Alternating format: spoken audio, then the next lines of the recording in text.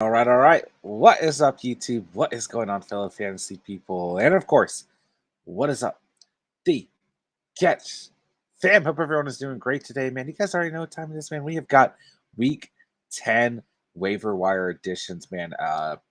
Not as crazy, uh, interesting as it was last week, right?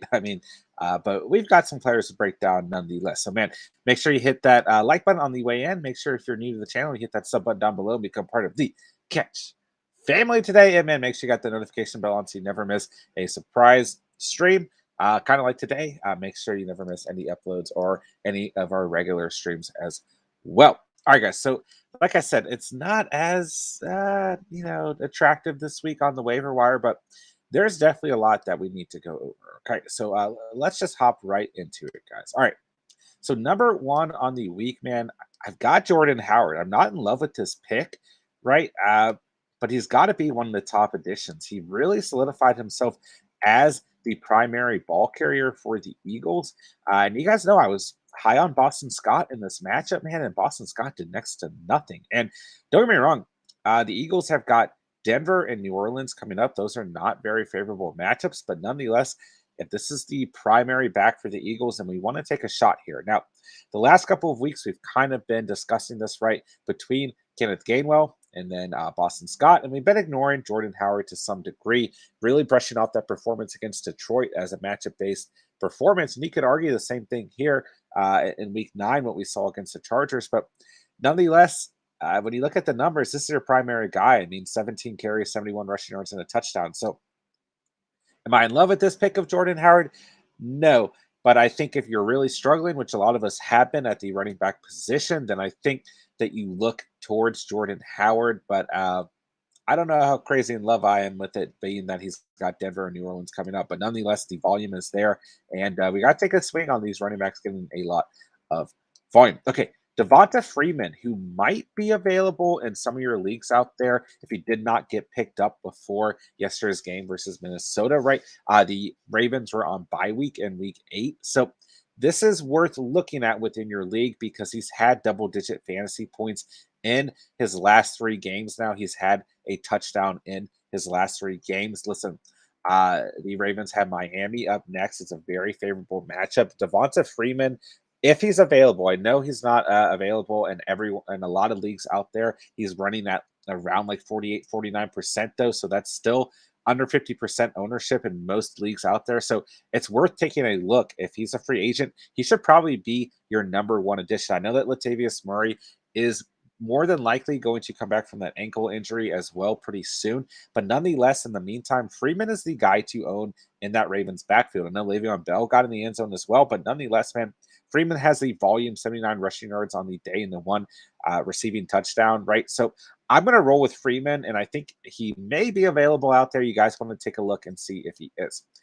All right, let's talk about the Patriots running backs for week 10. Okay, Damien Harris left yesterday's contest versus the Panthers with an injury, right?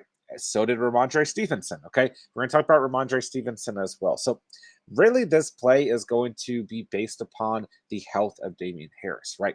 Which 2 of these running backs do we want to pick, right? I mean, I've talked about Brandon Bolden in the past weeks as a good PPR option, and then against the Chargers, he did next to nothing, of course, but he had pretty good PPR value yesterday. I mean, 27 receiving yards. I mean, it's not great, but 2 targets on the day and 54 rushing yards. Now, the play with Brandon Bolden that's interesting here is if Harris and Stevenson is out, then Bolden, is an automatic pickup, right? If if Montre Stevenson plays, then Stevenson's an automatic pickup, you know? So I like Stevenson more if he's healthy, if he can bounce back from the head injury. I mean, they've got Cleveland in week 10, so it's a tough matchup, although Joe Mixon just absolutely shredded Cleveland's defense yesterday, so it's hard to say. Listen, it's going to be tough to monitor this one overall, but I think that I like Ramondre Stevenson as long as he's good to go. You know what I'm saying? So Bolden, still a good PPR option. With Harris going down, he should see more volume regardless. But overall, we really want to keep our eyes on Ramondre Stevenson's health, because if he's good to go, he finally got that big break. I know he played well versus Dallas in week 6, but we talked about Ramondre Stevenson a lot here on the channel in the offseason and preseason. Maybe he finally gets his break into the season, but we do know that when Damien Harris is healthy, he's going to be the guy. So just keep monitoring the health of the Patriots running backs, and then we'll just kind of go from there. But they're definitely players that we want to at least take a swing on with how many injuries we've seen to the position on the year. All right, I didn't think I'd be saying this, man. Okay, I really thought hard about this one, but I got Brandon Nyuk in the top 10 for the week, man. A very good game overall. 89 receiving yards, a touchdown. He did have the fumble as well, but nonetheless, man, 8 targets on the day, 6 receptions. I like what we saw out of Ayuk. It was easily his best performance.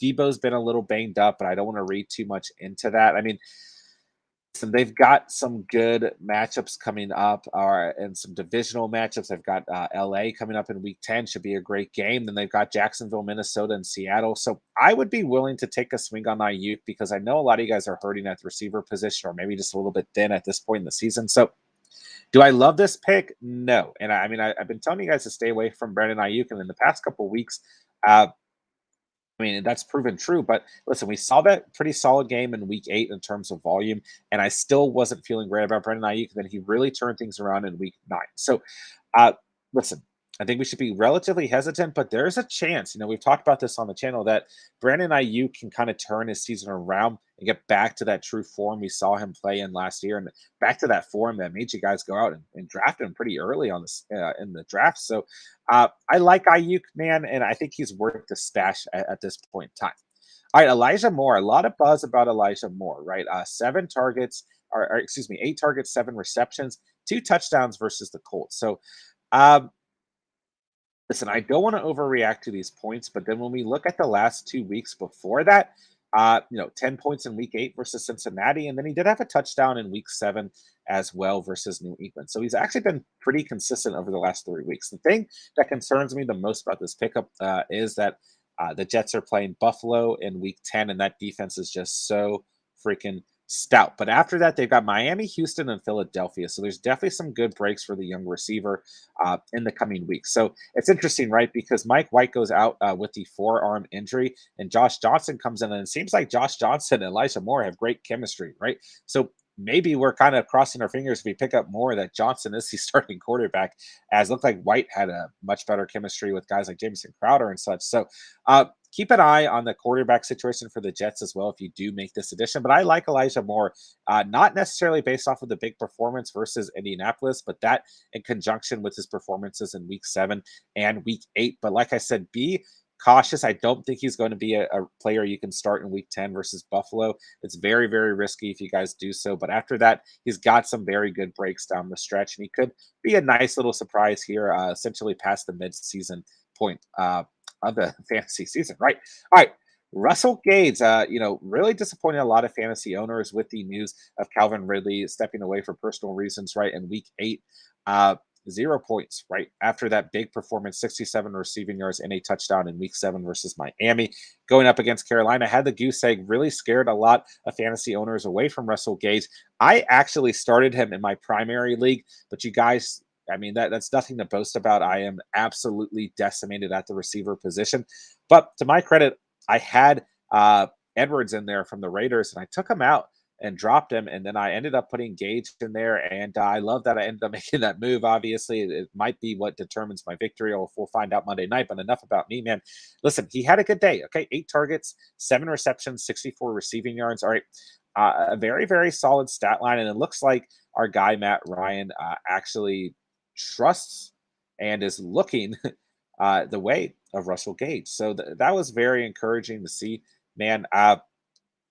And I think that he can continue this, right? He's got to play as the number 1 receiver. We talked a lot about Russell Gage in the offseason and preseason, and I think that he is capable of filling in for Calvin Ridley. He's going to be at Calvin Ridley level? No, not at all, man. But close enough. And speaking of the Falcons, let's just go ahead and hop in. I know they're on the top 10, but listen, man, we have some other Falcons receivers here making some buzz, right? Zacchaeus, right, had a monster day, 58 receiving yards and 2 scores, but he did that off of 3 targets. So I think that we want to kind of see how these receivers play against Dallas and New England, relatively tough matchups to see who we can really determine as the number one receiver for the Falcons. A lot of you guys were pretty high on Sharp as well, who I didn't necessarily hate because he played pretty well, the week prior. But he did not have a fantastic fantasy day. Okay. I mean, Russell Gage and Zacchaeus were really the two guys out there who were making, all the plays, right? I mean, Tajay Sharp only 12 receiving yards, so less than 2 fantasy points on the day. So not a good day for Tajay Sharp. But listen, if I'm going to pick one of these Falcons receivers for me, it is Russell Gage. Okay. Let's talk about Rashad Bateman next. Okay. Listen, had himself a pretty nice day in terms of volume, 8 targets overall, secured 5 of them. Ended up with an okay stat line in PPR. But really, what we're seeing out of Bateman is he's getting at least 6 targets a game in his first 3 starts. He just has not found the end zone. He does not seem to really be relevant for Lamar Jackson in the red zone. If he could just get 1 or 2 touchdowns sprinkled in over these last 3 games, he'd be definitely contending for top waiver priority. I mean, he's already been picked up in most leagues. He's got pretty high ownership, but still, listen, the Ravens have got Miami and Chicago and then Cleveland and then Pittsburgh coming up and then Cleveland again, all very, very vulnerable secondary. So I think Bateman, due to volume, is absolutely worth the addition if he is available in your league.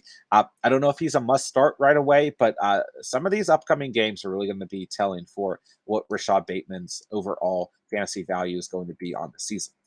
All right, I don't know how Tim Patrick is still available, guys. I mean, I had to put him on the list, and the reason that I did put him on the list because you guys know I've kind of been ignoring putting him on our top 10 list because I've been so confident in Tim Patrick all season long, and he's been so incredibly consistent until the last couple weeks, right?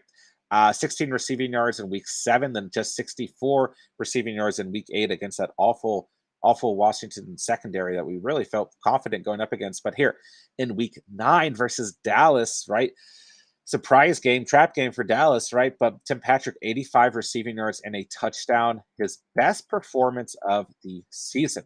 And now in week 10, Denver gets Philadelphia, a fantastic matchup, man. Listen, I'm just surprised that Patrick is still available in so many leagues and has such low ownership, right? I know he's been a little bit inconsistent, and that's really the point I'm trying to make here is over the last 3 weeks, right? He has been inconsistent. Outside of week 4, man, he had 11 fantasy points in every single week through week 6. So in my eyes, he's been consistent and a great waiver wire addition on the year. But he may have been dropped after his that week 7 performance, and with Jerry Jeudy coming back into this offense, some owners may have panicked. And even after week 8, not a crazy big fantasy day of just 64 receiving yards, and Jeudy once again coming back into the swing of things. So he may have been dropped in your leagues. Go check if you're hurting that receiver. I think Tim Patrick is an excellent addition, man. I really think he is a player we can stream against vulnerable secondaries or even good secondaries like Dallas, who are going to put the biggest or the largest amount of their defensive pressure on guys like Cortland Sutton or Jerry Jeudy or a healthy Noah Fant, right? But the interesting thing is he caught that touchdown while being covered by Diggs. So I don't know. I think Tim Patrick is a great football player. I think he's very underrated. So I think he is definitely worth adding to your fantasy rosters. All right, let's talk about Donovan Peoples-Jones. Okay, I do like this addition, man. Don't get me wrong. He's been a little banged up. So in week 6, we saw that explosive performance, 101 receiving yards and 2 scores. And now, hasn't really been out there on the field until week 9 with the coincidental week of Odell Beckham's release. Okay, listen, he only had 3 targets, okay, but he turned them into 2 receptions for 86 receiving yards and a score. What worries me here is the lack of targets, okay? And this is kind of how he plays football. This is kind of his style. He's not going to get a lot of receptions. He's going to get these big plays down the field. So maybe we're reading too much into this. But nonetheless, he's got New England. It's not a fantastic matchup in week 10. But outside of that, man, he's going to have Detroit and Baltimore in weeks 11 and week 12. So I think due to those 2 things, he is worth a fantasy addition, or excuse me, a waiver addition if you're hurting at the position. but I don't feel too. I just want to have some hesitancy here as he doesn't garner a lot of targets. If he doesn't turn them into a touchdown, he's going to have a very disappointing week for you guys. So I don't know that I like him in week 10. Is he worth the addition if you're hurting at receiver? Yes, but just kind of tamper expectations. I don't know that he's going to have these performances like he did in week 9 and week 6 every single week.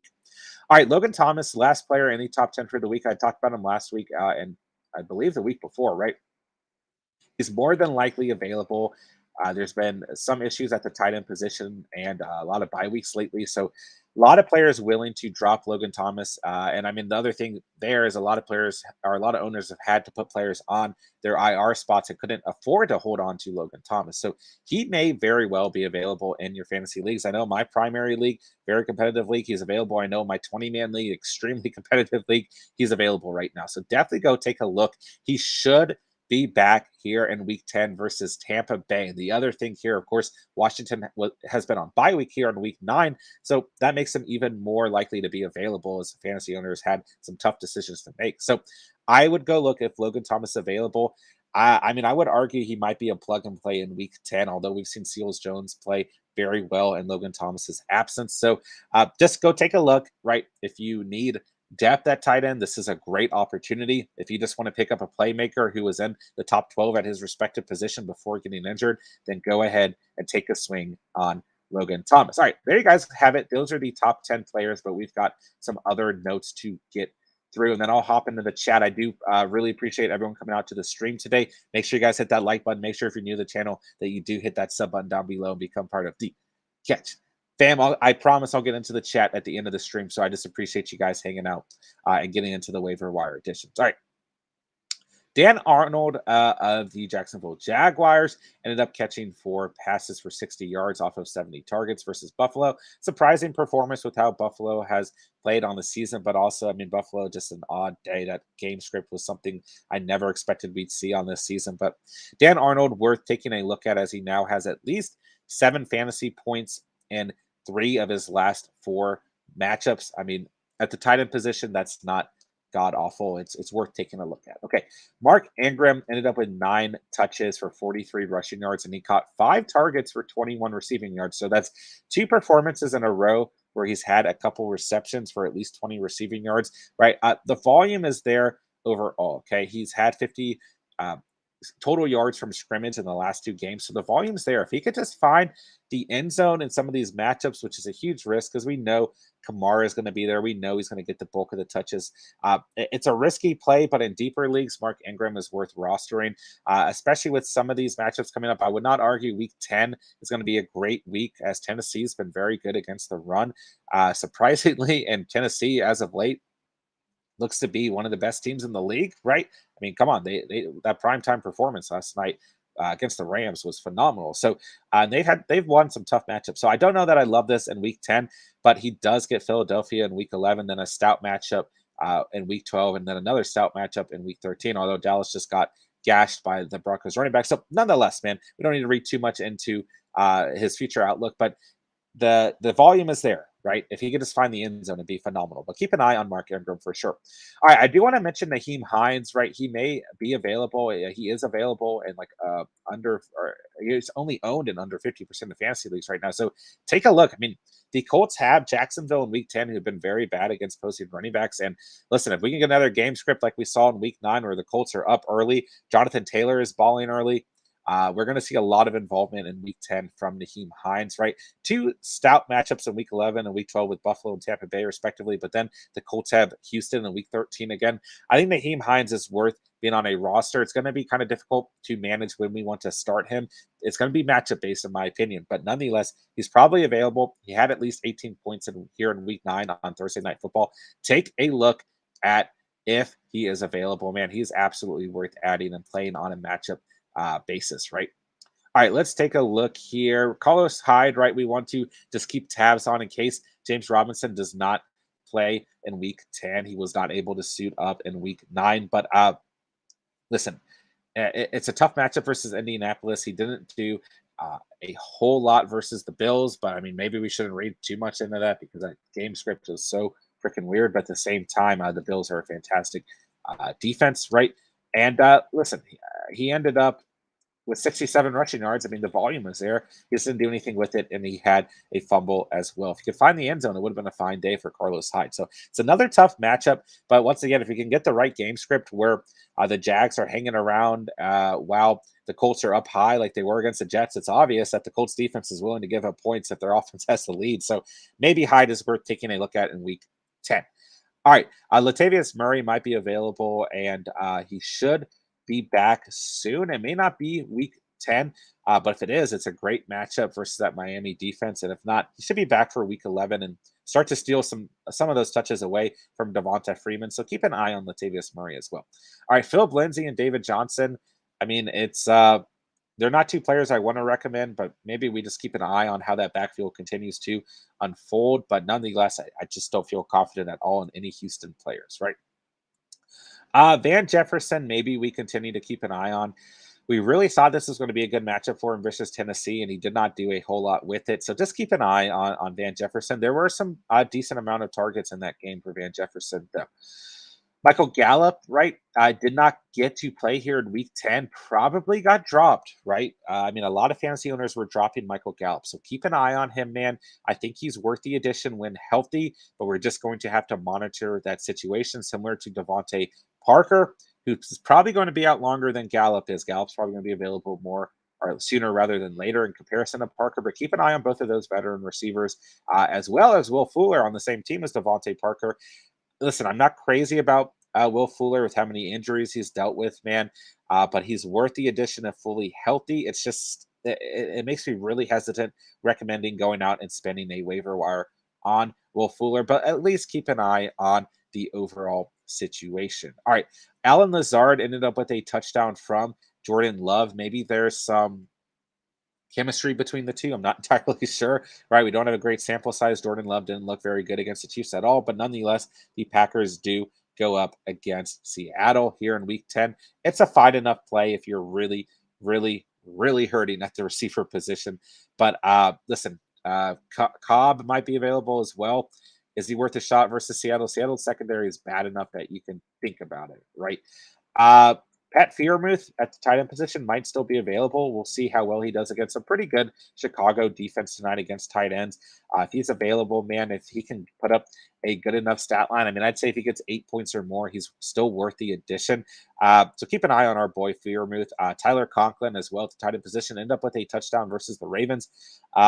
I think he continues to be a player you can stream, but once again, his floor and ceiling is still between like 7 and 9 points. So it's not fantastic, but it should get you over the hump. All right, I'm going to leave quarterbacks off the video as well as defenses, as you guys know that Steven will hop into those between tonight and tomorrow night for you guys. So make sure you guys keep an eye out for the must-start quarterbacks and, or excuse me, must-start defenses, and I might actually be running the quarterbacks this week. So keep an eye out for Steven's defensive videos, give you defensive teams to stream on the week, and then we'll get the quarterbacks going for the week as well. I also wanted to mention T.Y. Hilton, man. He might be available in your league as he's suffered that concussion, and he is worth taking a shot on at the receiver position as well for the Indianapolis Colts. All right, let's scroll through here, getting very bottom of the barrel, just making sure I didn't miss anyone. Guys, I do appreciate everyone who's active in the chat right now. I promise I'll get to the chat here at the end of the stream. And I appreciate everyone coming out, man. Make sure you guys hit that like button, man. If you're new to the channel, make sure you do sub below as well. All right, so, man, had some questions about Quiz Watkins on the week, man. Let's take a look here at the stats. Did next to nothing. Brian Edwards, we were wondering with the departure of Henry Ruggs from that team, would he see an uptick in volume? He did not, man. Darren Waller and Renfro stole the show. We should give them credit there, especially Waller stepping up after being very inconsistent on the last couple of weeks. Listen, I do want to mention Allen Robinson because Pittsburgh's secondary is not good at all. And then Allen Robinson and the Bears will go into a bye week in week 10. If Robinson has a good game tonight, I think everyone in the fantasy community is going to panic, right? If he sees like 8 points or more, or just has like 8 targets, like everyone's going to be thinking about adding him. Listen, I would hold off.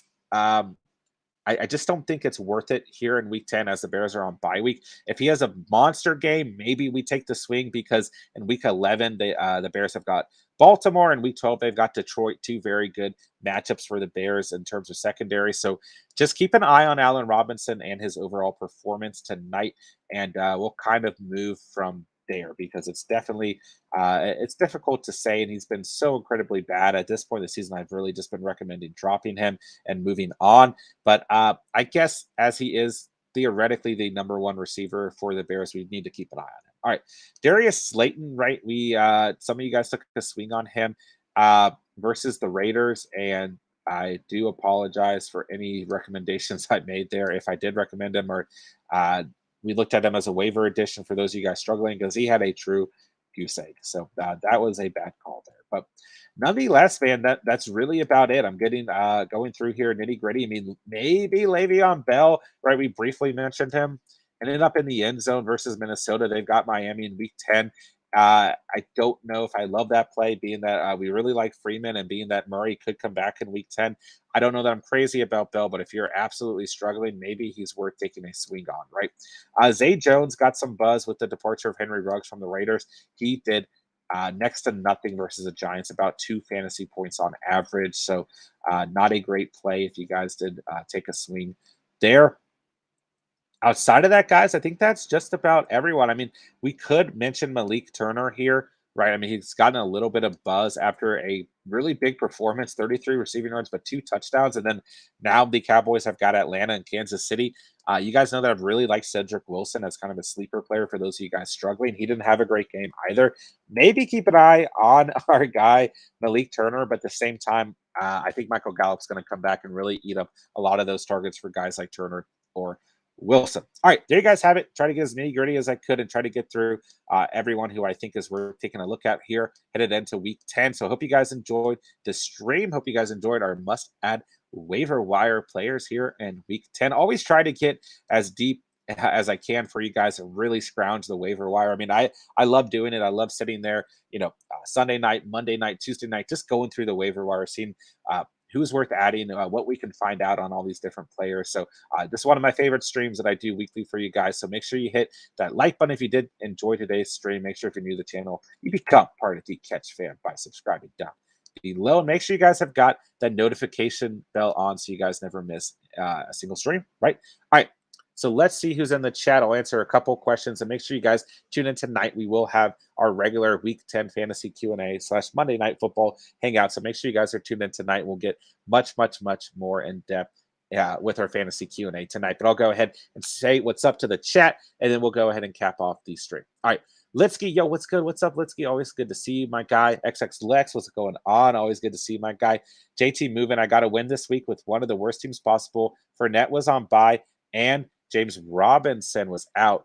Wow. Had Carlos Hyde and AJ Dillon as my running backs. Wow. They at least got you over the hump, right? They weren't great this week, but they potentially, I mean, it looks like they did enough to get you over the hump. So that's all that matters, man. Kudos to you. That's a great dub there. Simon for President. Good morning, fam. Just listening to the live feed as I'm making breakfast. Let's go. Let's go. I mean, always good to hear. We love some good breakfast here at the Catch, man. XX Lex, hey, anyone in here? I need some advice. Should I drop Darius Johnson for Alex Collins in a PPR league? That's an interesting question for sure. I think that you can go ahead and drop Johnson. He actually got a 1 or 2 goal line carries, but he didn't turn them into scores in yesterday's game. So I don't mind that drop, and I think that Alex Collins is worth the addition as long as Chris Carson doesn't come back. But if Carson comes back, then you're basically looking at 2 extremely similar players, 2 players in relatively good offenses when they're fully healthy, right? Russell Wilson should be coming back for the Seahawks. So you're looking at the RB2 until Kareem Hunt comes back for the Browns, and you're looking at the RB2 for the Seahawks if Chris Carson is healthy in week 10. If he's not, then Alex Collins is a fine play. So, yes, I think you can drop Johnson if you have more faith in Collins overall. Matt, hey, what's going on, man? Would you rather trade for DJ Moore or AJ Brown? AJ Brown for sure. I mean, I still like DJ Moore. It was a tough matchup versus New England. Sam Darnold's just been playing atrocious, man. I like the way that this Titans offense looks a lot more. AJ Brown made some plays up against Jalen Ramsey, right? I really like where AJ Brown is at this point in the season. I like where the Titans are at as a whole. So if it was me personally, I'd stick with AJ Brown there. Let's see. XX Lux, what a guy. Great content, my G. Appreciate that, my guy. Always good to have you out here in the streams, man. Ronald, what's going on, man? Good to see you here in the this short waiver wire stream. Appreciate you coming out and showing support, man. Always happy to have you here. So yeah, that should do it for today's stream, man. Just wanted to get through the bulk of the waiver wire additions. Really wanted to get nitty gritty, find as many players as I could for you guys. But I think that those top 10 guys you see at the top of the screen there are probably the most worthy added players, right? We need to monitor that situation with the New England Patriots backfield, but nonetheless, just keep an eye on a lot of these guys, man. And hopefully, we have one or two players emerge from this Bears and Steelers game tonight. Excuse me. We'll see.